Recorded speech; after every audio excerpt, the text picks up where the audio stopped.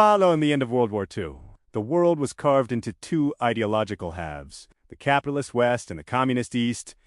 This was the era of the Cold War. In Washington, a specific fear began to haunt policymakers: the domino theory.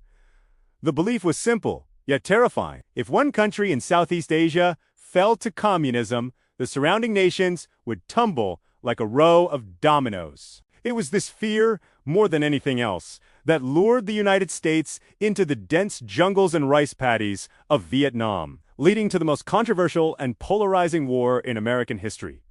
Vietnam was a nation divided. The North was led by the charismatic communist revolutionary Ho Chi Minh, while the South was backed by the United States. Initially, America's involvement was quiet. They sent money, supplies, and military advisors to bolster the South. However, the turning point came in 1964 with the Gulf of Tonkin incident. Following reports of North Vietnamese attacks on U.S. warships, President Lyndon B. Johnson received a mandate from Congress to escalate the military response. What began as a supportive role quickly spiraled into a full-scale American war. By the mid-1960s, hundreds of thousands of young American soldiers were being drafted and sent to a land most of them could not find on a map. On the ground, the war was unlike anything the U.S. military had ever prepared for. America possessed the most advanced air force, heavy tanks, and sophisticated weaponry in the world. But their enemy, the Viet Cong, fought a guerrilla war of shadows. They moved through an intricate network of underground tunnels, set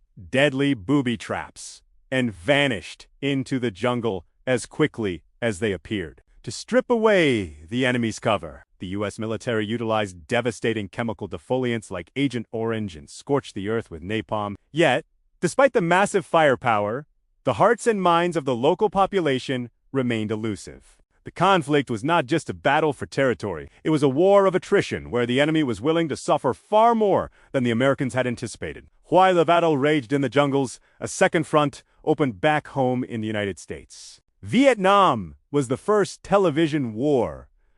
For the first time, families sat in their living rooms and watched the raw, uncensored horror of combat on the nightly news. They saw the casualties, the burning villages, and the mounting body counts. The 1968 Tet Offensive, a massive, coordinated attack by communist forces, shattered the government's claims that the war was being won. A massive anti-war movement ignited across American college campuses and city streets. Protests grew from small gatherings to hundreds of thousands of people chanting for peace. The nation became deeply divided. A generation of youth lost faith in their government, and the cost of the war began to cripple the American economy. By the early 1970s, it was clear that a traditional military victory was impossible. President Richard Nixon began a policy of Vietnamization, gradually withdrawing American troops while handing the burden of fighting to the South Vietnamese army. In 1973, the Paris Peace Accords were signed, and the last U.S. combat troops left the country. But the peace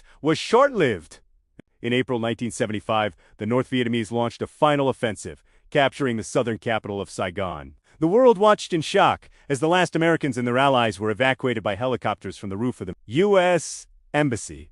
It was a haunting image of defeat. The Vietnam War left a permanent scar on the American psyche. Over 58,000 Americans and millions of Vietnamese lost their lives. For the United States, it was a humbling realization that military might alone cannot dictate the political destiny of another nation. The Vietnam Syndrome influenced U.S. foreign policy for decades, making the country far more cautious about intervening in foreign conflicts. To this day, the war remains a somber reminder of the complexities of power, the limits of ideology, and the heavy price paid when a nation becomes entangled in a conflict without a clear path to victory.